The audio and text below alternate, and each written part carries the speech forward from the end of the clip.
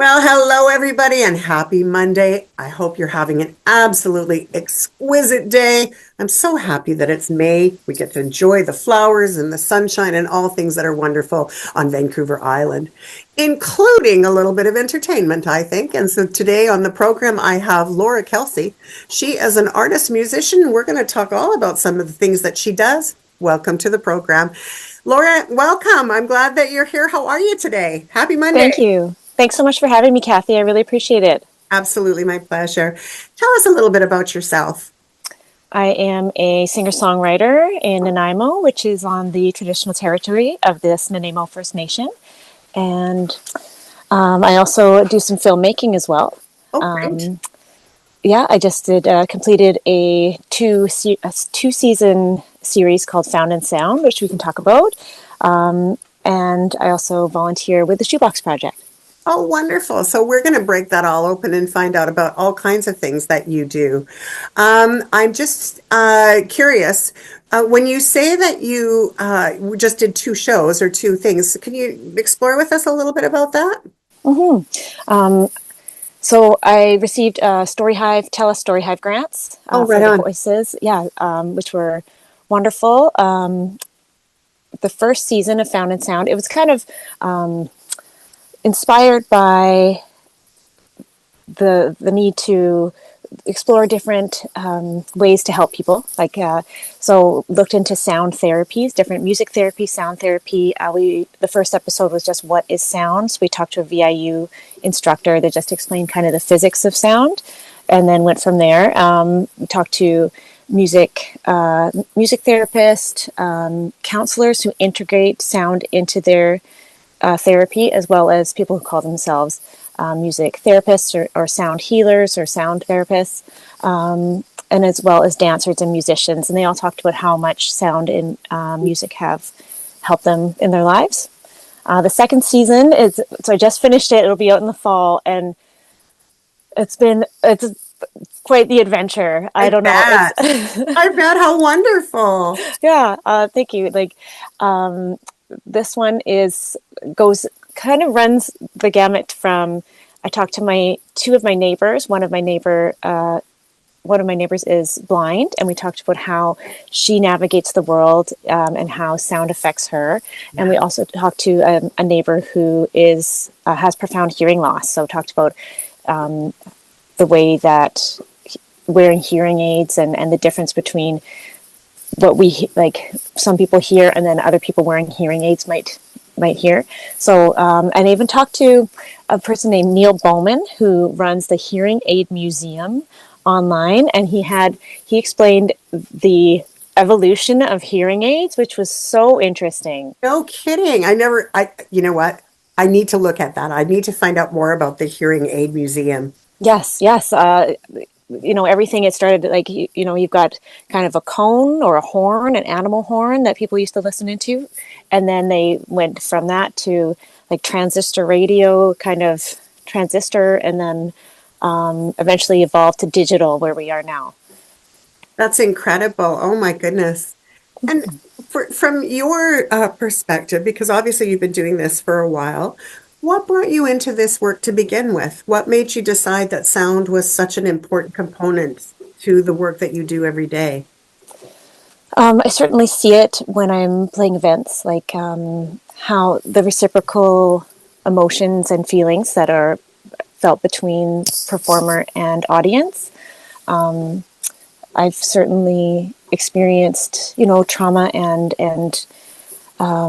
difficulties in life, and I've worked through them, tried to work through them with music, and that's probably why I started making music, is I would write out things like to get through them and then put that to music. So I never took music lessons as a child, and like really that's kind of organically how I came to music, I guess. Wow, how beautiful.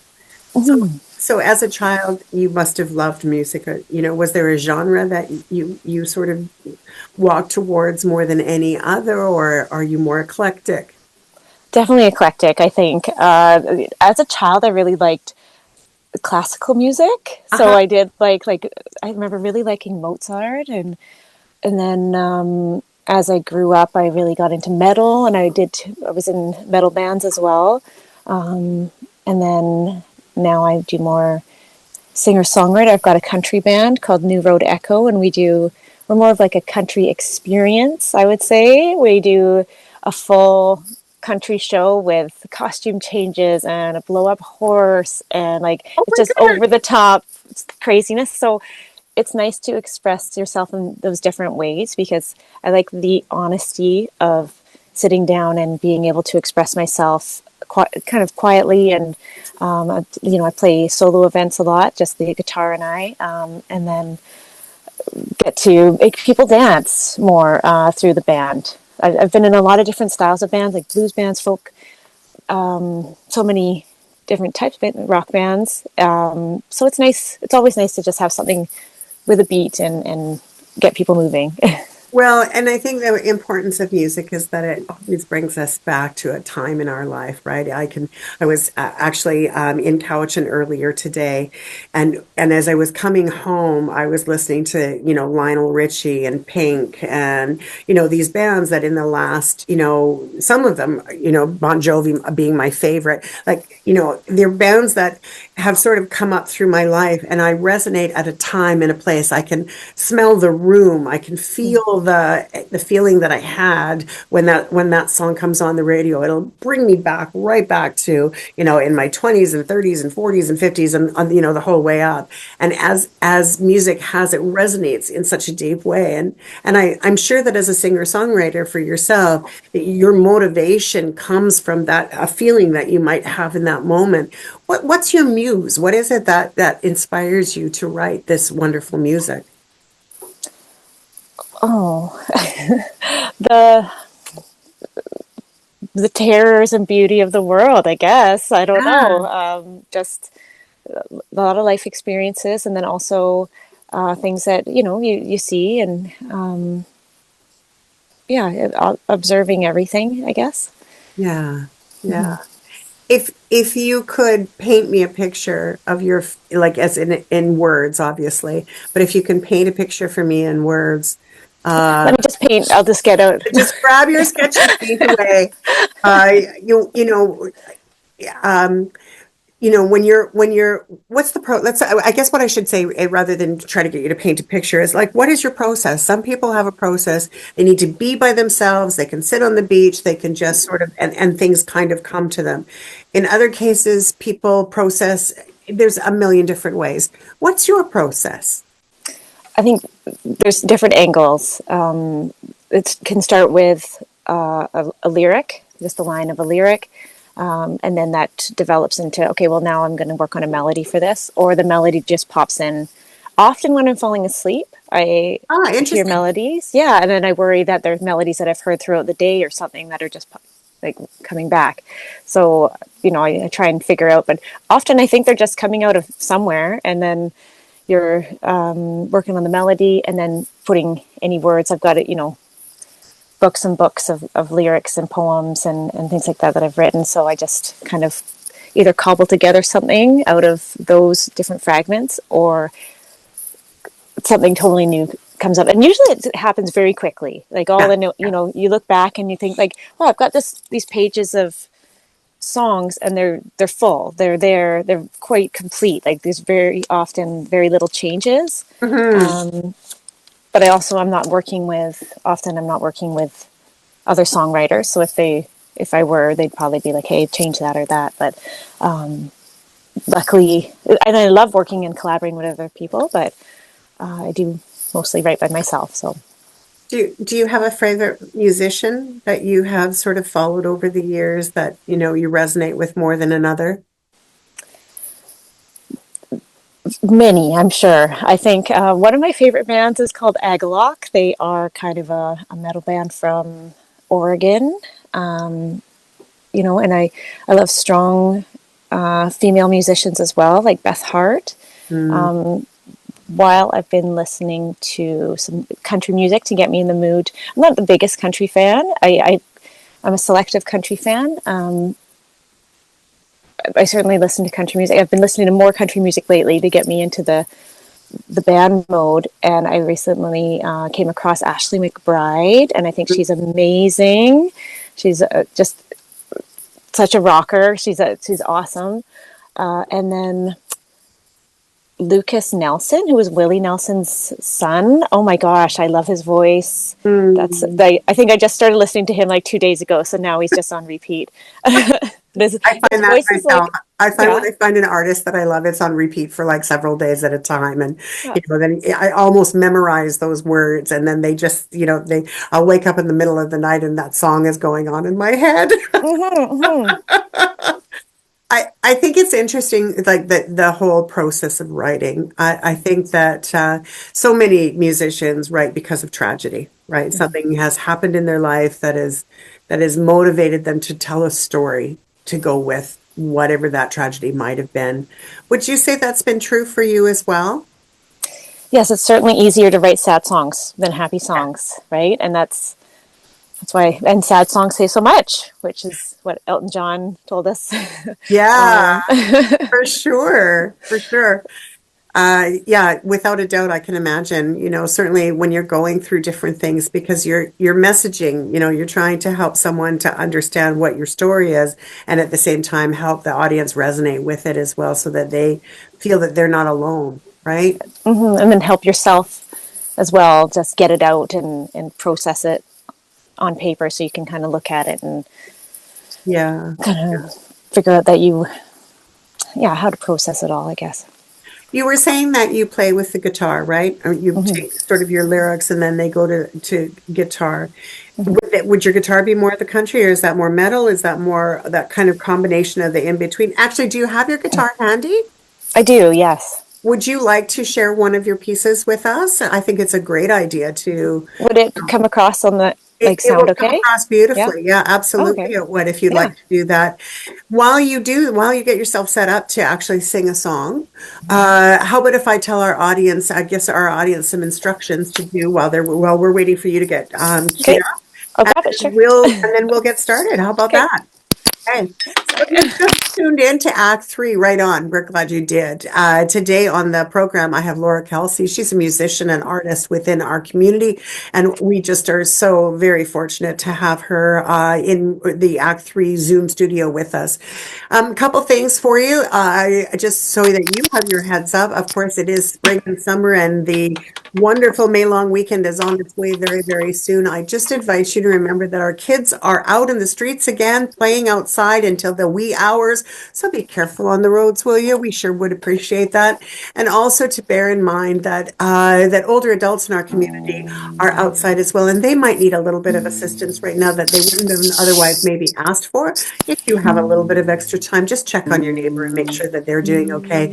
Hopefully, the weather will keep for us for a while and we'll be able to enjoy some wonderful sunshine. And that will get us all out in the garden doing the things that we love to do. So please do that. Coming up very soon as well, we have a new Act Three that's going to be dropped on Rogers. So be sure to tune in to Rogers Cable 4. 4 times a day, Act Three plays across Vancouver Island. We always have some great guests on the show. So without further ado, I do return us back to Act Three on CHLY 101.7 FM. Again, I'm Kathy Holmes, happy to be your host. And with me in the Zoom booth is Laura Kelsey. Laura, thanks for playing a song for us. I think there's something quite lovely about, hearing when we're talking about music and then we're building on that, how wonderful to be able to share this at the story right along with it. So please, without further ado, the stage is yours. Thank you. Can you hear the guitar? You're perfectly. Okay, great. Wasn't prepared with the song, but I do have. So I did release a debut solo EP in 2023 called Hunting Season, and this is the title track off of that song, or off of that EP. I did receive a Creative BC grant for that as well, and it was recorded on Bowen Island with Winston Hochschild, who is an Oh, amazing producer.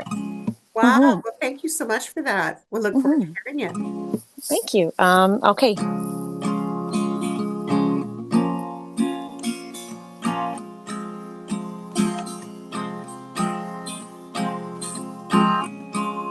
It was when the rock spoke to me.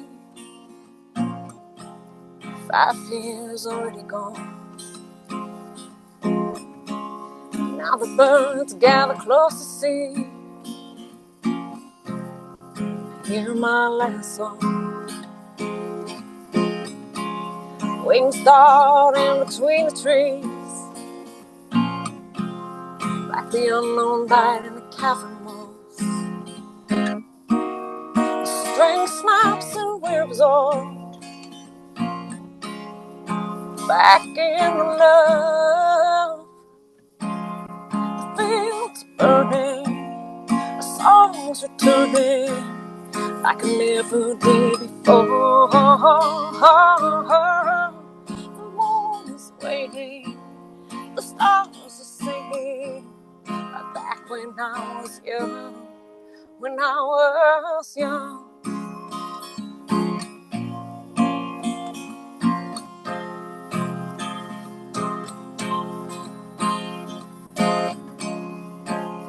It's hunting season again, leaves aren't even red. Give a man a moment to hear before he's gone. Spring snaps and we're all back in love. Go down into yonder floor, dispersed in reborn. Fields burning, the songs returning, I can never do before. The moon is waiting, the stars are singing, right back when I was young, when I was young. The wind moved in the trees, was lost for years. The subtle undertones of life finally are clear.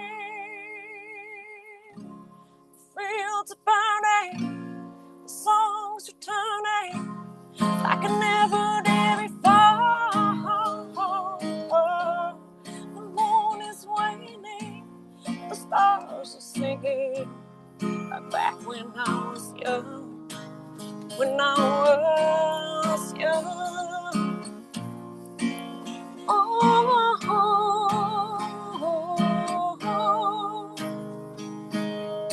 when I was young.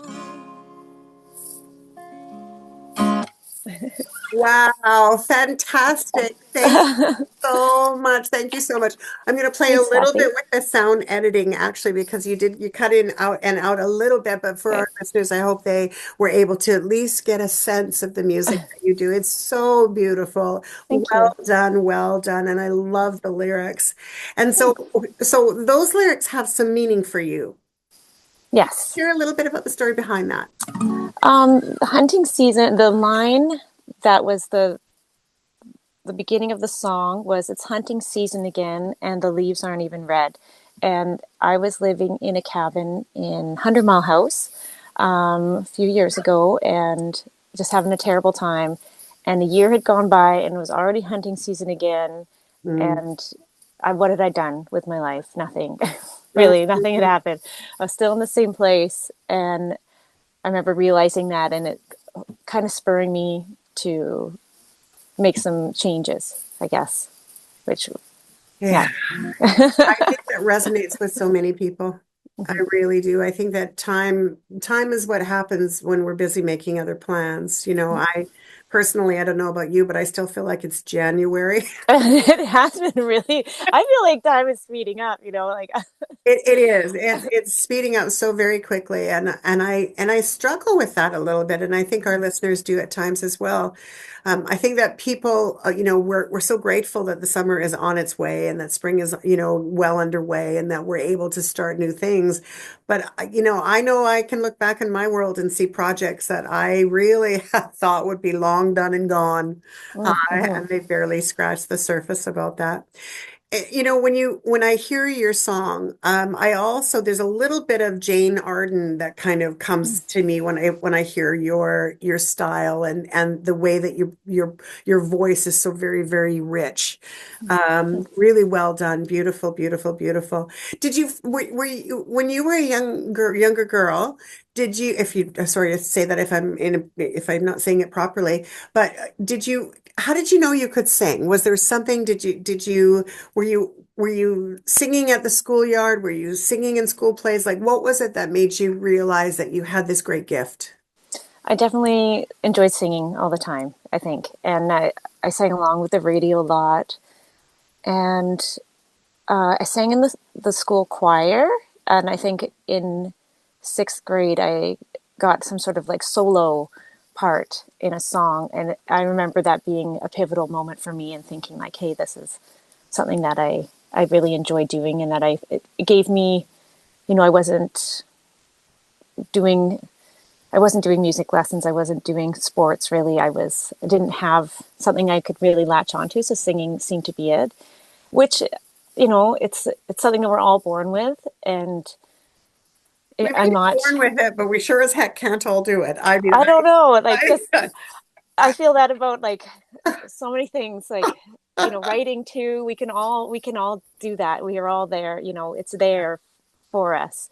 And drawing, like I'm not a visual artist, like I do graphic design, but it's fairly simple graphic design for other work and stuff too. But I'm not, doing elaborate illustrations. Mhm, mhm. And I find myself saying like, oh, if only I could do that. And I think, well, did you really try? Like, I haven't tried. I haven't really tried doing that. Like I doodle a little bit and then I'd be like, all right, I'm done. But with singing, it's just always there. So I feel like it was a lazy skill to develop because it was just always around. So I was like, well, I might as well keep singing. But I wanted to be in bands. I enjoyed singing with bands, and I wanted to sing. None of the guys would let me be in their bands, so I I turned love to it. singing like death metal to so that I could be more masculine in order to Yeah. Interesting. yeah to be in the bands. And then I ended up kind of hurting myself, hurting my voice, and then I had to kind of relearn how to use my voice again because I got vocal nodules. Oh no. But now my voice is that was a long time ago, and now it's amazing. Like I play 4 hour sets, and it's great. Like it's Doesn't totally bother you, fine now. doesn't hurt you No, in any way, no, shape, or no, form. no. You can the vocal nodules are because your vocal cords are going like this when you speak. Vocal nodules are like a callus from hitting your vocal cords together too hard. Some people, Ah, like I guess Julie Andrews and people have had them like stripped or surgery on their vocal cords to get those nodules away. But I went to someone in Vancouver, the Vancouver hospital. She taught us how to massage them away with different vocal exercises, and so they just went away, which was very that's cool. fantastic. Yeah, because I know that, some artists really find themselves struggling with the ability to work that through. Yeah, yeah, I think there's something to be said for that. So you've been doing this for a long time, but when at the start of the hour, we were talking about some of the other things that you've been doing as well. And one of them was a charitable thing. I wonder if you would mind exploring a little bit about what brought you from doing music and all of this, and then sh not shifting necessarily, but moving into working in the community with nonprofit things. I was I have like nurse guilt, I think. Like I feel like I should be helpful, and helping the community through healthcare, and it's not something that I feel emotionally or physically capable of doing. So I have tremendous respect for healthcare workers, but I also have this guilt that kind of stays with me. Like you should be. Why aren't you doing that? Why can't you be more helpful? So I do try to help out as much as possible in other ways. But something small. The shoebox project, my involvement with them started out very small. Like I just made a shoebox. I think it was in 2020 or 2021. Mhm. I have a child as well, and he was very young at that age. And him and I made a shoebox, and we contacted around, thinking like because I'm originally from Vancouver, Mhm. and I knew that the Shoebox Project has a chapter there, and so I just thought, oh, let's go drop off our shoebox somewhere. And we were calling around, and no, they don't have a chapter in Nanaimo anymore. It had recently lost of volunteers. So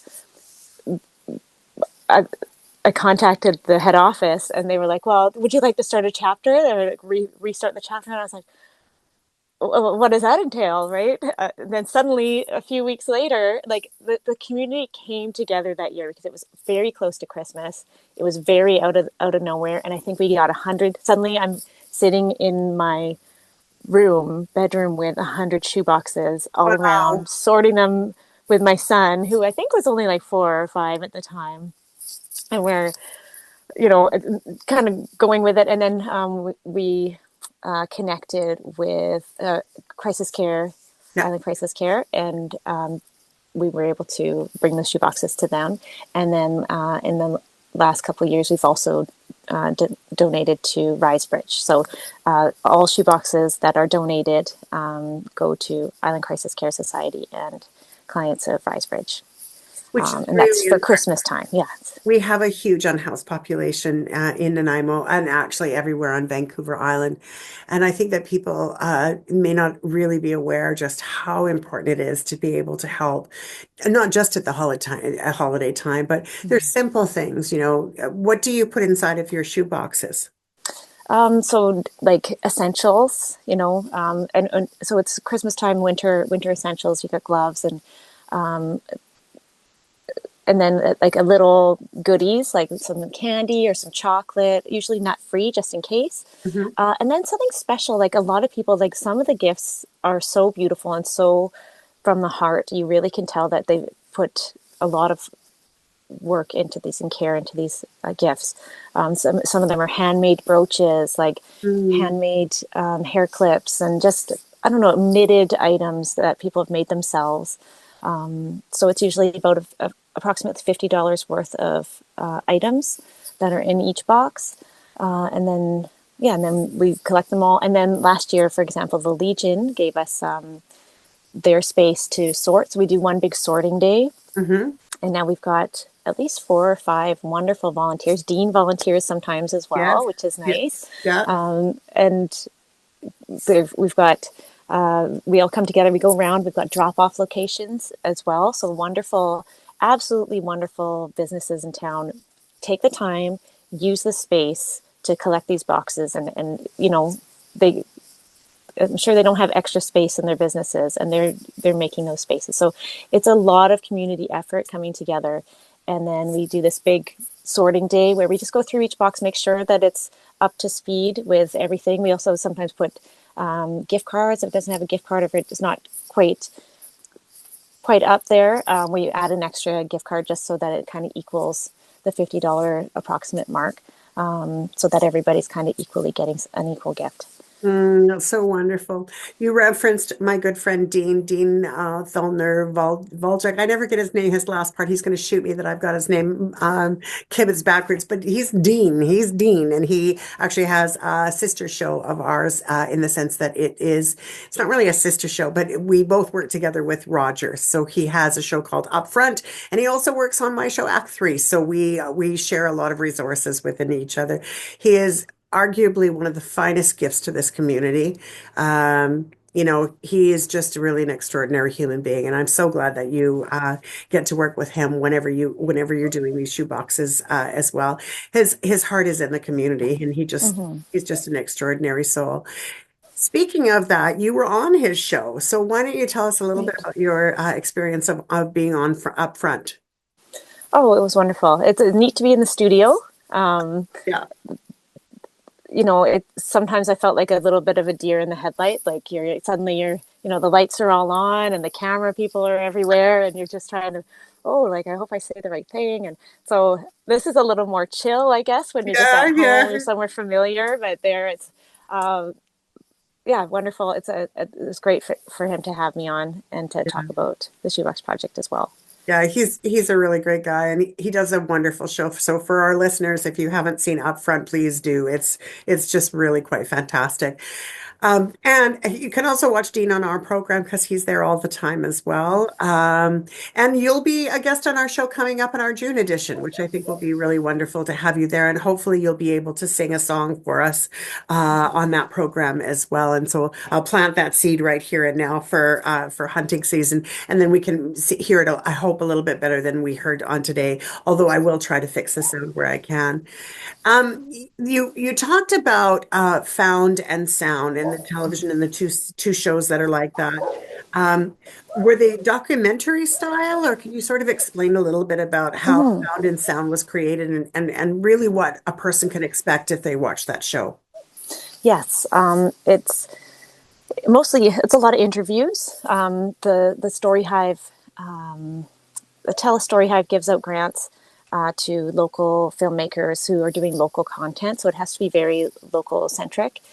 So this was all filmed in Nanaimo with all local residents. For example, I talked to local Nanaimo singer-songwriter Narissa Young, Oh, I who's know Narissa very well. and she's wonderful, right? She does the sound therapy too. She does Hmm. vibroacoustic sound therapy. So she was in season one, and then was able to luckily bring her back for season two. And she and I went to the Bayside in Parksville, where we Bayshore. Oh my gosh, Yeah, that's okay. yeah. They sure. And she talked about how she had suggested that they work on their acoustics because they do live music there, and they have this beautiful grand piano. And they listened. They brought in a consultant who added acoustic sound panels all over the restaurant, and now they really notice a difference. So now she's doing a little bit of consulting that way too, like acoustic consulting for restaurants in town.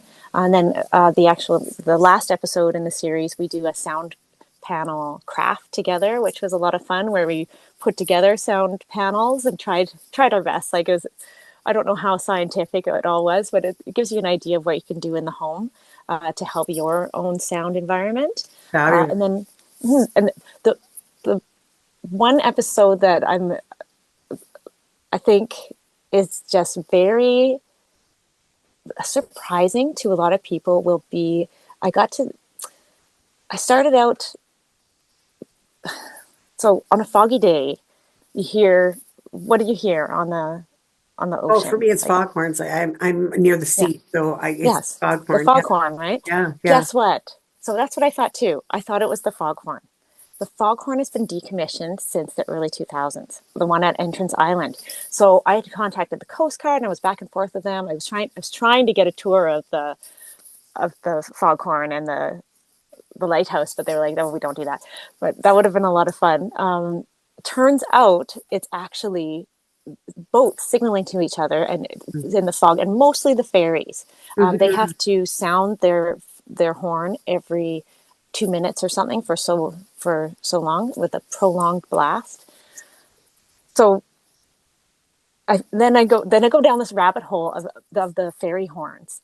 And it turns out too that the fairy horns were developed in Nanaimo by a guy named Robert E. Swanson. Have you heard of this person? The engineer, artist, writer. He had a horn whistle, like a whistle farm in the Nanaimo Lakes area, where he tested these whistles that he developed because once the steam whistle phased out in like I don't know the 30s, 1900s, the the sound of the steam whistle was very distinct. And then, so an air horn kind of replaced it on trucks and trains. Trucks and trains all had the same horn. So no one could decipher if, like, so there was an accident in Westholme, which is near Crofton, I think, or something, where a logging truck was hit by a train because they thought it was another truck or something somewhere, but it turns out it was a train. The sounds were just the same. Yes. So Yeah, this yeah. fellow developed and figured out at his whistle farm in Nanaimo that Wow. how to put all these air horns and what the different ways to put the whistles together in order to create that steam horn, that steam whistle sound. And those are all the whistles that are used on Nanaimo or on the BC ferries. They're all used all over the world. They were a business called Airtime. They're kind of branched out into different business now, but this fellow, yes, Robert E. Swanson. He passed in the '90s, but up until the '80s, he had this whistle farm. The whistle farm's now gone, but so there's an episode on that. And the BC Ferries was nice enough to have myself and musician Scott Arkell, who actually works with Narissa as well as a pianist.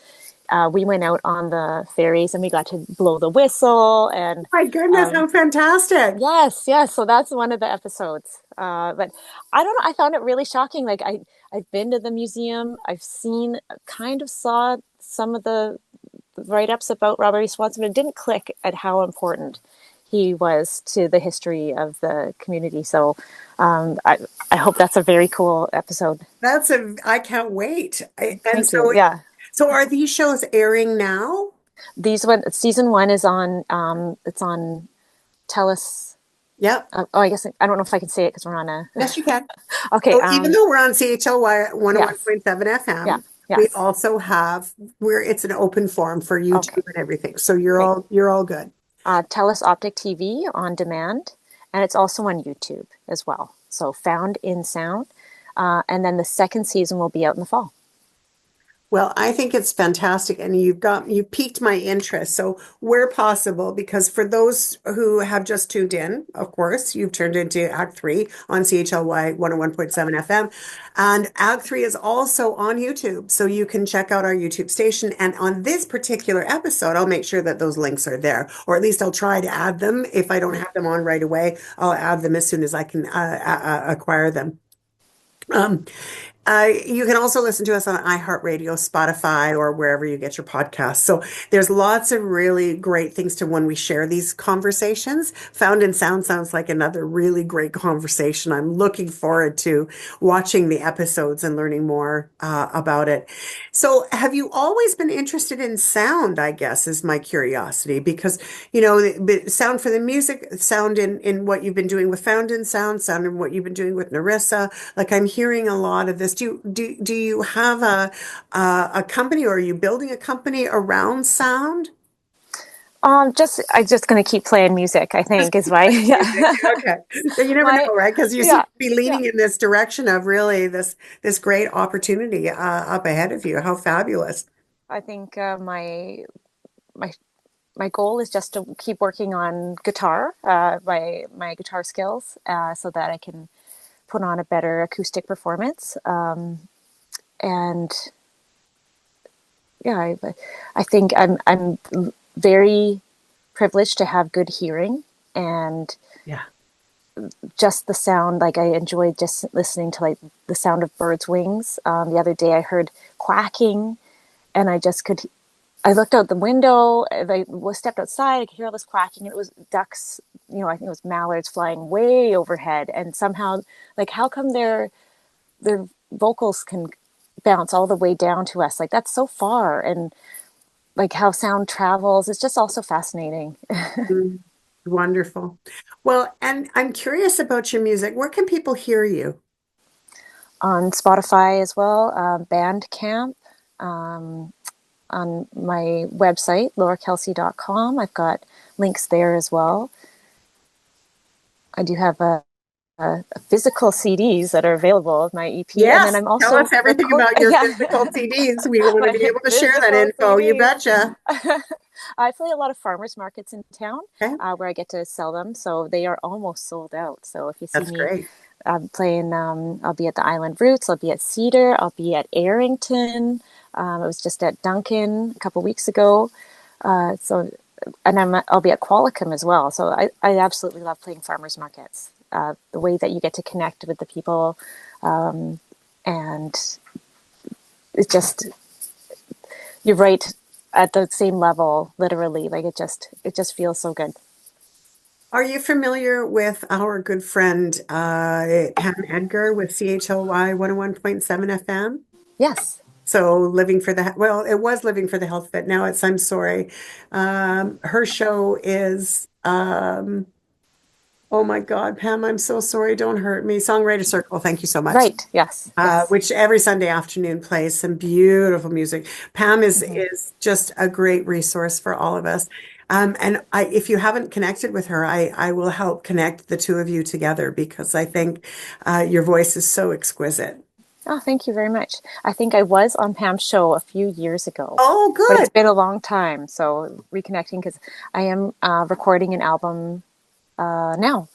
So first like debut full length album. So I've been in a lot of bands where we put out CDs and stuff, or CDs, but now I haven't had a chance to put out a full collection of my own solo music. So I'm working right now with engineer and awesome musician Paul Similini in Lanceville, and I don't have a release date for that because it's still recording, but hopefully within the six Then months. whenever we can. I think that's wonderful. I think we'll be hearing a lot more from you as we move forward, Laura. Your music is simply stunning. Oh, thanks. And so I really appreciate you being on the show today. Thank you so much for taking the time to spend with me to talk about what it is you're doing. The one thing I always ask my guests, though, I have one sort of thing that kind of sticks with me as everyone has their piece. For me, it's about the wisdom. And I'm curious if you could share a piece of wisdom that you've learned along the way of doing this incredible music and, living the life that you have. What might that wisdom look like for you? Just keep going. You Right? never know what's around the bend. I had someone I remember when I was young. He said, if somebody hasn't made it by the time they're 25, then they should just quit at whatever they're trying to do. And I thought that was terrible advice.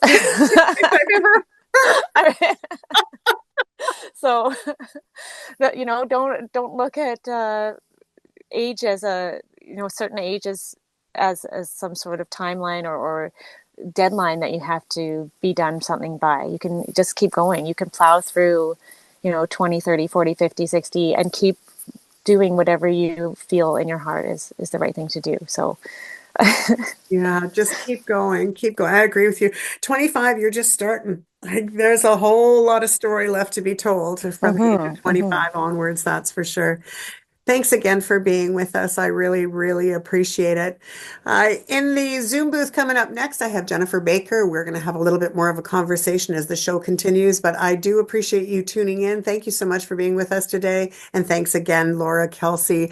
Laura Kelsey Music, we're going to make sure all your goodies are at the bottom of the YouTube channel, and certainly looking forward to seeing you at the many, many events that are happening around town come this summer when we look at, the Duncan Market and Qualicum and Arrington and all the great markets.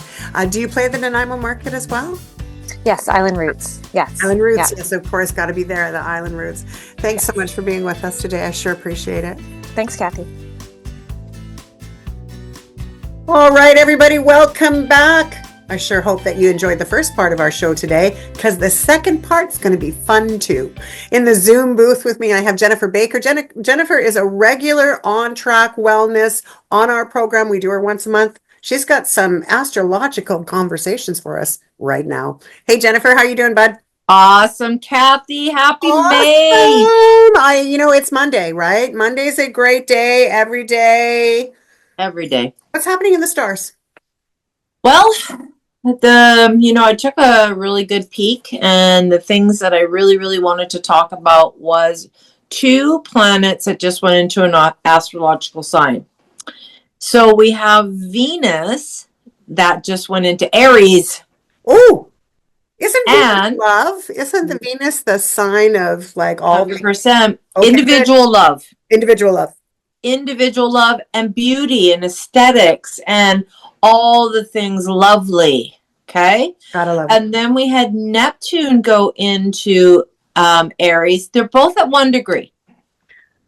Now, we have to also know that Neptune, very far away planet, goes very, very slow. It will be in Aries for 14 years. Holy mackerel. Yes. And it is the collective. It's the higher octave of Venus. It is like who we are as the universe of love and imagination and spirituality. Then we have Venus that is traditionally anywhere from 20 to 30 days in an astrological sign. She's actually going to be in Aries a little bit longer. She won't come out until June. But Neptune won't come out until 2039. Holy mackerel. Isn't that crazy? She'll be there for a while. It's going to be there for a while. It's going to be there for, the 14 years, but it actually does go back into Pisces at one time because it will go retrograde. So it will go back to the place where it's extremely happy and it rules Pisces. Okay. Wow. So what we really want to discuss is that right now we've just come out of our election where there's been a little bit of aggravation and a little bit of stuff going on, but that's behind us. So what we have right now is 2 planets of love in a sign that is forward moving. It is the first sign of the astrological wheel. So it's all about spring. It's all about let's get things done. Okay. So now when we look at Venus being in Aries, it's going to be a little bit flirtatious. Ooh. It's going to be maybe about, hey, I was slowly dating, but now I want to get on it. I want to move faster because now we're in Aries. So the love, dating could be quicker. It could be a little bit more amped up. You also may look at it as Venus about the beautiful things. We're going to start planting our flowers. We're going to start thinking about the beauty and all of these wonderful colors coming to our palette right now. Maybe we're going to put some new towels in our bathroom. Maybe we're going to do a little bit of painting and freshen some things up. That's what Venus does. It's about love, but Aries is going to push it a little bit faster. Well, Aries is typically very organized as well. Yes. Like everything is very methodical. Like we have a time sequence. We're going to do it color coded. We're going to make sure that everything just kind of sits in this very loving way, but very organized way. Mm-hmm. How does that hit with Venus? Because Venus is just like, let's play. Well, when you put them together, so you want to like start thinking about Venus being lovely and love and about aesthetics and beauty, and Neptune is or Aries is going to just amp it up because a lot of people think Aries is an aggressive astrological sign, and it very much can be. But of course, a lot of that aggression is coming through because they can't get things done as fast as they would like to. Yeah. People are slowing them down and they just get pissed off. Yeah. Right? I understand that. Yeah. So Venus is going to soften that a little bit. And then, but also too, a lot of Aries individuals really do want to be loved. They really have a very loving compassion to them. They're just very driven. Yeah. So again, if you're an Aries and you have Venus in your astrological chart of Aries, I mean, it's going to be a beautiful time for you, but it's going to go fast. Yeah. And everything is going fast right now. June is going to be gone and it's off to Taurus, where it loves to be. Venus does not want to be in Aries. It's Mars loves to be here, not Venus. Yeah. But that's okay because it's going to really make us be a little bit more motivated to have more love. So when we're in the astrological sign, because right now we're just moving into Taurus, right? Taurus is a very different sign than Aries is. Yeah. We've been in Taurus now for a couple of weeks. Okay. Right. And that's really where Venus is the most happiest. It loves Taurus.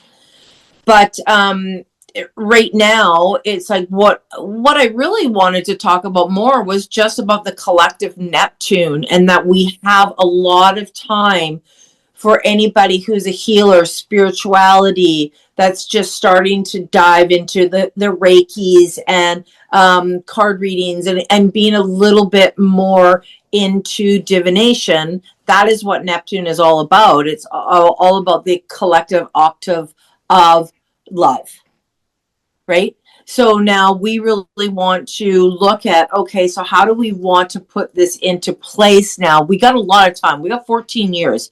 Of it in this placement. Amount of time. Yeah. Except for it is going to go retrograde and it is going to go back into Pisces in October. So we're going to have it here in Aries for a bit. Then it's going to go back into Pisces, and then it'll come back out and it'll stay there till 2039. So we have a lot of time to really love on Neptune in Aries and have a little bit more aggression in believing that the healers are here to stay. I'm loving that this is all about love, love, love, love, love, love, love, love, love. We all need that, especially because things have been, Yep. harsher than we'd normally like it to be without getting into it. But we hear people talk about the word retrograde a lot. Mm-hmm. What exactly is a retrograde? What does that mean? So the planet stops. So depending on what its axle is, right? Uh-huh. All the different planets have different axles of how it goes around the sun. Sure. So what it does is it pretty much stops, but the sun keeps moving and the earth keeps moving. So it looks like it's going backwards. And so because the astrological sign Pisces is still moving, it catches up with this stop planet, moves into it. Gotcha. Called retrograde. Then it goes station and it stops, and then it starts to move forward again. Okay, so it literally, of course, it moves very slowly around the sun, of course, 14 years. So it's the astrological signs that are moving around it that creates this concept of going backwards, where it's really not. It's just stopped in its station. And it's staying where it is for the moment while all the other groovy stuff is going on. We've got time for a card. I think we should pull one. Okay. We're going to do the Astro Oracle because, of course, Of course. we are talking astrology. We're talking love, love, love. We're talking Venus. We're talking emotion. We're talking flirtation. We're talking, Aries mansion. Yes. So Gorgeous, when we talk fabulous. collective, we're just basically this is getting pulled for everybody. It's just a time to stop and reflect and like listen to a message, and everybody's going to perceive it a little bit differently. I pull cards. I do private card readings functions all the time. I love the cards. It's just become a very Let's see. All right. See what we got. So we have the 10th house of authority. Oh. Yes. So we know that the 10th house is Capricorn, and of course it is ruled by Saturn. So, this is the action. You are being asked to step up and take on the next level of personal authority. It's hard to build something without a clear blueprint. So look at your definition of a strong leader and decide whether you need to amend it. Remember how you felt as a kid about your parents, the school principal, priests, police, and teachers, and observe whether they use their responsibility wisely and encourage you to develop yours, or whether you needed to rebel to be safe.